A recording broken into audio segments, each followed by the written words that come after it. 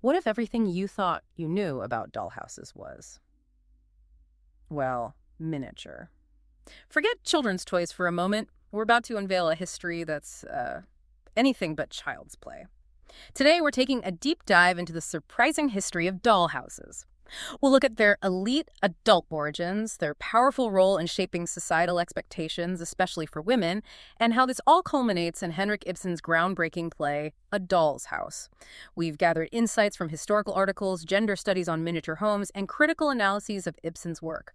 Our mission, to pull out the key insights, help you connect the dots between these tiny objects, the, quote, gigantic homes we live in, and the complex roles women have been expected to play. Prepare for some really surprising Yes. facts. Okay, let's unpack this then. When you picture a dollhouse, your mind probably jumps straight to a child's toy, right? Right. Maybe something colorful, plastic perhaps. Yeah, that's the usual image. But our sources tell us that's a relatively modern idea. Believe it or not, dollhouses were originally designed for adults. It's really eye-opening, isn't it? In the 17th century, particularly in Germany, Holland, England, these miniature houses had two main purposes: grand display and, well, practical education. They were deeply tied to wealth, real markers of social class and status. Okay. For instance, in Germany, they called them Dachenhaus. That literally means miniature house, not a house for playing. And in Holland, they were even called cabinet houses. Cabinet houses. Exactly. Designed with fronts that opened like, elegant china cabinets. Owners could show off and organize these collections of tiny, expensive miniature objects. So basically a really fancy high-status display case for tiny, expensive things, like a 3D cabinet of curiosities. Pretty much. You might even recognize one if you've seen that movie, The Miniaturist from 2017. Ah, yes. It features the famous dollhouse of Petronella Dunois from around 1676.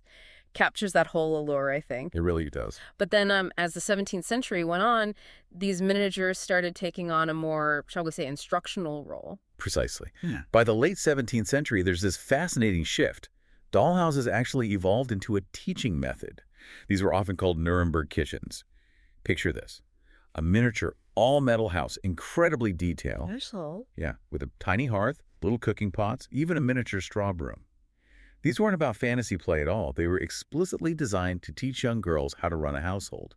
Hands-on training for domesticity, really. So practical skills. Absolutely. And these Nuremberg kitchens became hugely popular around 1800, first made by home artisans, then later mass-produced in factories by firms like Moritz Gottschalk and Marcoland. So they went from elite status symbols to these very practical, almost rigid teaching tools. Then by the 18th century, we get what we often think of as the Victorian dollhouse, or the English sometimes call them baby houses. And incredibly, even these still weren't really for play, were they? Not at all, no. These baby houses were usually elaborate replicas of the owner's own grand homes, meticulously designed to reflect their wealth, their social standing, not things to be messed with by children. Right. And what really highlights their value, there was this example on Antiques Roadshow. A mid-18th century George II mahogany Palladian baby house. Palladian, like the architectural style. Exactly, mimicking that grand classical style. It was valued at over £150,000. Wow. And it even had original dolls, clothes, passed down through the female line for generations. Incredible. The fact that only a few of these survive really tells you something about their importance and how they were treated. You just can't imagine a child playing freely with something like that. No, definitely not. So for centuries, the dollhouse stays this serious, often untouchable object. The idea of dollhouses as actual children's toys, something for fun, for imagination, that only came much later. Right. It really lined up with society starting to see play as valuable for child development, and crucially, the industrial ability to mass produce them affordably, especially after World War I. Okay, so the dollhouse finally becomes a toy, widely available. But even then, our sources suggest it wasn't just harmless fun. It seems these miniature worlds quickly became, well, powerful tools for teaching societal expectations, particularly about gender. How did that happen? That's the key question, isn't it? How did these seemingly innocent objects, now for kids, become such effective tools for reinforcing these quite rigid roles? Well, in the 19th and early 20th centuries, toys were largely seen as educational tools, not just fun. Oh. They were inherently conservative, reflecting adult opinions and often, very obviously, sex stereotypical. You see it so clearly in old ads, like a 1925 Sears catalog ad. It shows erector sets for boys, encouraging building engineering, fostering this image of boys as active, powerful creators. Right, the builders? Exactly.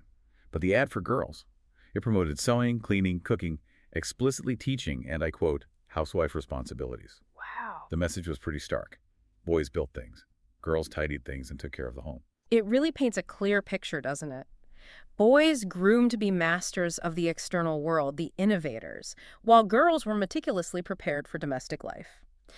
And this trend didn't stop there. It even shaped one of the most iconic dolls ever. Oh, absolutely. If we look at the bigger picture, the Barbie doll, introduced in 1956, Yeah. she's a perfect example. Based on the German Lily doll, Barbie instantly became this often unattainable image of womanhood, known for her figure, the big bust, tiny waist. Impossible figure, yeah. Exactly. And her dream house, her huge wardrobe, her model physique. That's what was always highlighted. Very little, if any, mention of careers needing brains or invention in the early marketing. Her main purpose, to show off outfits and accessories, reinforcing this outward view of proper expected behavior appearance, domestic leisure, not really intellectual ability or professional ambition. Right. Even the 1979 Black Barbie, while a step for diversity, mostly replicated those same ideals.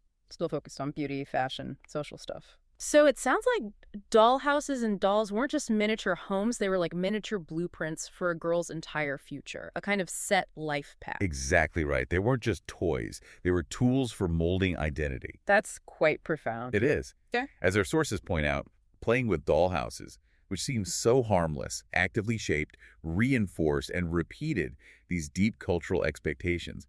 That's why those Bruce Springsteen lyrics from his song Dollhouse, "You're just another doll in your dollhouse too," hit so hard. Yeah. It captures that feeling of objectification, confinement, how girls were subtly taught to internalize these roles. The girl playing with her doll, arranging the tiny life, was kind of becoming the doll herself. Learning to see herself as something to be admired, arranged, kept in place. Yes, it's a kind of psychological conditioning, really, making the expected domestic life feel manageable, maybe even desirable, because it was presented as the norm. This whole doll's house idea, it's clearly more than just physical objects. It's a powerful metaphor. And nowhere is that clearer than in literature, especially Henrik Ibsen's 1879 play, A Doll's House. That play caused a huge stir, didn't it? I read somewhere that invitations in Stockholm actually asked guests not to talk about it. Oh, it was scandalous. Right. Because it cuts right to the heart of these societal pressures we've been discussing. Ibsen's main character, Nora Helmer, she starts out as the perfect angel in the house. You know, the ideal Victorian woman, devoted to her kids, her husband Torvald, charming, focused on the family. To a stereotype. Exactly. The play is steeped in that Victorian era, where strict gender roles meant women should be complacent, accept chores gracefully, while men were the absolute monarchs of the home. Moral guardians, yes, but women weren't seen as independent thinkers. And Torvald, her husband, he really embodies that, doesn't he? With all those little pet names he has for her. Oh, completely. He calls her his lark, his squirrel, his little spendthrift little mouth, so fond of sugar plums. He infantilizes her constantly. He sees her as a pretty dependent creature, not an equal partner. His role is to provide pleasure and maintain his home. He thinks he loves her, but it's about possession, control, not respect. Right. But the thing is, Torvald has no idea. Nora has this huge secret, something way beyond his view of her. Okay, what is the secret? Why is it so crucial? Well, Nora secretly borrowed a lot of money, £300, which was a huge sum then, to save Torvald's life when he was seriously ill and needed expensive treatment abroad. Wow, okay. And to get the loan, she forged her dying father's signature on the IOU, this huge act of love, of self-sacrifice. It became her secret joy and pride. It showed her strength, her resourcefulness, things Torvald never saw. Right. And she secretly hoped for what she called a miracle.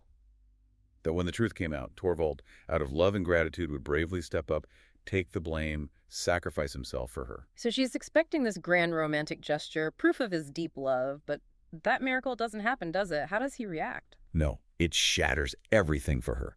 Instead of the miracle, instead of gratitude or taking blame, Torvald is absolutely horrified. But not for her. Entirely for his own reputation. Oh, no. He calls her a miserable creature, a hypocrite, a liar, a criminal. His only concern is how this scandal will look, how it affects him. It's a massive betrayal. Devastating. And then when the threat to his reputation suddenly disappears, he's relieved, sure, but again, only for himself. Then he sort of graciously forgives her, but still treats her like a child, calls her helpless, doubly attractive in her weakness. Still controlling her? Exactly. He still expects her to lean on him, be guided by him, have no mind of her own. So this must be it, her big aha. Moment. What does this awful reaction finally make her realize? This is the absolute turning point. Her whole worldview just collapses. She finally sees with total clarity that she's been living as a doll wife for Torvald, just like she was a doll child for her father. Hmm. She gets that neither of them truly loved her, the individual. Hmm. They only thought it was pleasant to be in love with me, like a pretty compliant object. And this leads her to declare that she has other duties, equally sacred duties to herself, to become a human being first. Powerful. She realizes she needs to find her own identity, her own truth outside these prescribed roles. And so she leaves him, famously shutting the door that sound echoed across Europe.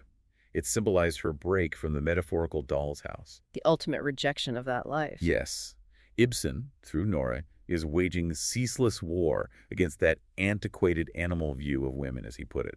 He's arguing that real marriage needs dignity, responsibility, mutual trust, and that a home built on a false idea of happiness just can't last. She mentions the greatest miracle that would need to happen for them to ever truly be together again. What did she mean by that? That miracle would be a total transformation, a deep internal change in both of them. So profound that their life together could become a true marriage, a partnership of equals, where each respects the other's autonomy, their personality. But she doesn't believe it's possible anymore. By the end, no. Torvald has shown he's completely incapable of seeing her as anything more than his possession, an extension of himself. The gap between her need for self-discovery and his ingrained patriarchy is just too vast. It's so clear now, the connection. The literal dollhouse, from status symbol to gendered toy, it perfectly mirrors Ibsen's metaphorical doll's house, both reflecting and reinforcing those restrictive ideas for women. Exactly. And what's fascinating is how miniature objects, like dollhouses, let us feel like we possess the world more completely, as one source puts it. Banish the unknown by making it small, controllable. For women and girls, this meant internalizing a scaled-down version of their huge, real-life domestic duties. They were literally playing with their future or the future society planned for them. And not just in toys, right? You mentioned architecture, too. Yes, you see it echoed in 20th century homes. Those post-war economy houses or the famous Eichler homes. They were consciously designed with things like kitchens as command posts for mothers. Command post. Yeah, strategically placed to overlook the kids, the household activities, and gendered bedrooms for children, different decor, different purposes implied, all reinforcing those ideals of the nuclear family and the woman's central but domestic role. So whether it was the toys girls played with or the actual houses they lived in, the message was often confinement, tidiness, being constantly on duty. It sounds like many women must have felt like Nora, wanting to escape those walls of domesticity. Indeed. Sources talk about how the home, while providing structure, could also feel like a tyranny, subtly censoring speech, limiting privacy, dictating behavior. Housewives often felt deep loneliness, boredom. The physical layout, the walls, could act as barriers to real connection, intellectual life. So the dollhouse wasn't just innocent play. It taught them how to operate within those real limitations. It molded them into the ideal woman of the time, prepared them for a life that often left little room for their own ambitions or growth, conditioned them to accept, even embrace that confinement. Even when families tried to subvert it, like the Clarksons mentioned in one source, maybe blocking the kitchen view or using non-conforming furniture. The basic design, the societal expectation, was hard to escape. They could tweak it, but the command post idea remained. What a journey we've taken. From 17th century display cases to Nuremberg kitchens, through Barbie's dream house, all the way to Nora Helmer slamming that door. It's incredible how these seemingly simple things, dollhouses, have such a deep, layered connection to women's roles, expectations, and agency throughout history. This deep dive really underscores that dollhouses, both as real objects and potent metaphors, are vital cultural artifacts. They reveal the dominant gender norms of their era. They didn't just entertain, they educated, maybe even indoctrinated. They taught girls how to see themselves, how to act according to society's script, reinforcing ideas about domesticity, beauty, identity. Showing them what their gigantic home would look like. Exactly, and what their prescribed, often confining role within it would be. So it leaves us thinking, what dollhouses do you inhabit today, perhaps without even realizing it? Or what metaphorical dollhouses might we still be building for others? And crucially, what miracles are we still waiting for or maybe need to create ourselves to truly break free from their subtle but enduring walls?